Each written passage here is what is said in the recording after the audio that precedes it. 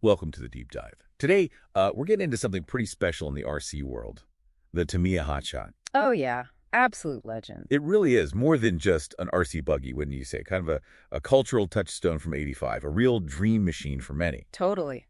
So our mission today is to take a close look at these Mirage RC aluminum hop-ups made for the Hotshot. We want to figure out the quality, the value, and, how the community feels about them. Especially considering the hotshot itself has, Yeah. it's got its quirks. Exactly. We're pulling info from expert analysis, lots of community reviews, and the actual product specs. And that hotshot, back in 1985, it was genuinely revolutionary. Tamiya's first shaft-driven 4WD buggy. Big step for them. Huge. And those monoshock oil dampers, super innovative then. Plus that unique three-piece ABS resin monocoque frame. Very distinctive. And they re-released it in 2007. Right. And to me, it kind of went with that old dog new tricks vibe. But interestingly, they kept things like the dummy heat sink. Pure nostalgia. Huh? Yeah, the dummy heat sink. Love that. But it does make you wonder, even with the re-release, Tamiya sort of chose not to fix some of the, let's say, well-known original weak points. Definitely. Things people always talk about. Like the slop in the diff joints or getting that pinion spacing just right. Always fiddly. And that front bumper mount, the aluminum hex one. Oh, notoriously easy to strip out. Weak point number one, maybe? Right, so these maybe immature design flaws, they're pretty much the reason this whole aftermarket, this hopped-up industry, exists and thrives for the hotshot. Absolutely. People want to fix those things, make it better, tougher. And that's where Mirage RC comes in. They're UK-based. Okay. And they position themselves as more of an artisan manufacturer, making quality bespoke upgrades, quite different from the big mass producers. Artisan. So what does that mean in practice? What makes their stuff stand out? Well, a big part is their commitment to materials and quality. Take their hotshot front bumper. They actually use 2mm 682 heat-treated aluminum. 632. Okay, that sounds specific. It is. It's a grade known for being strong, good for high-stress parts. It's a direct response to that weak original bumper mount we just talked about. Makes sense. A proper fix. And the finish is interesting, too. It's this hand-brushed, Scotch-Brite look.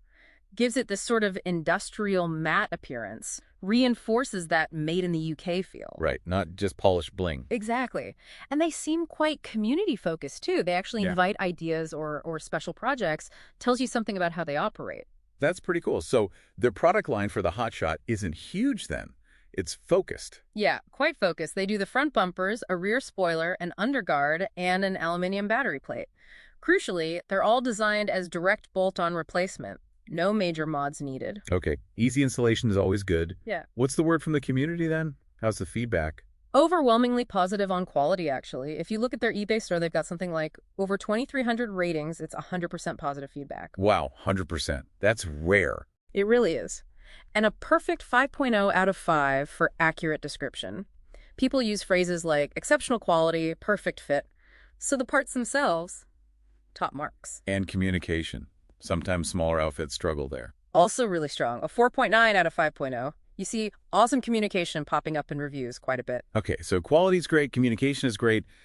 Sounds almost too good to be true. There must be a catch somewhere. Yeah. Especially for international buyers. Ah, yes. And that's the main challenge, shipping and logistics. The ratings here, while still good at 4.9 for reasonable shipping cost and shipping speed, they are noticeably lower than the others. Lower how? What's the impact? Well, take that front bumper. Costs around, say, $14 US. To get it shipped to the US, it can cost an additional $20 or so. Ouch. So shipping costs more than the part itself, nearly 150% more. Exactly. Seems to be largely down to eBay's global shipping program. Things get routed through hubs, wait for consolidation. It leads to pretty long lead time sometimes. That's a real factor for buyers outside the UK or maybe EU. Right, that really changes the equation. Puts Mirage RC in an interesting position compared to others. They're not like the budget brands, racing or extra speed, where you might find a bumper for like $10. Definitely not. Different ballpark entirely. And they're not like, say, RC Channel either, who do those really comprehensive, often expensive full conversion kits like a whole new suspension system for over $120. Precisely. Mirage sits somewhere else. Which leads us to the real question of value. And it really depends on, well, what kind of RC builder you are, your philosophy. Okay. You mean the classic split, the runner versus the shelf queen. Exactly that. Let's break it down. Go for it. Okay, so for the runner, The person who's actually driving their hotshot, maybe racing it, pushing it hard durability, and getting spare parts quickly are key. Makes sense. Things break when you drive hard. Right.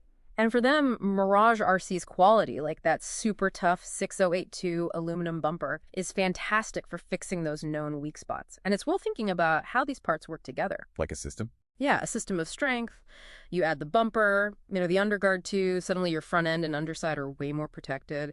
The battery plate adds rigidity. They reinforce critical areas. So stronger overall. Much stronger. And it's a big but for the runner.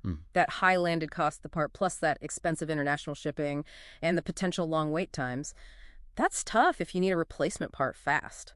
So for a runner outside the UKU, it's maybe not ideal. It's a qualified yes, I'd say. The quality is there, definitely addresses weaknesses, but the cost and time penalty for spares is significant. If you're in the UK or nearby EU, it's a much easier recommendation for a runner. Got it. Okay, what about the other side? The Shelf Queen builder. Now for the Shelf Queen builder, the priorities are different. Aesthetics, the beauty of the craftsmanship, the quality of the materials, maybe even a bit of exclusivity. That's what matters most. Making it look perfect on display. Exactly, and for that purpose, Mirage RC parts are pretty much ideal.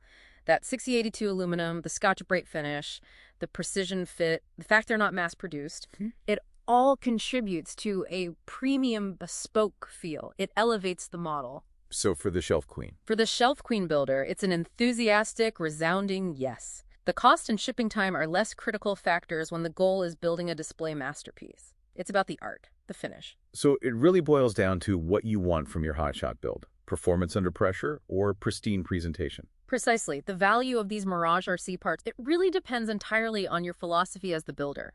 Patience versus performance versus presentation. A clear choice to be made then. Leaves you with a question, doesn't it? Yeah. Which kind of Tamiya hotshot builder are you, and what does that mean for your next upgrade decision?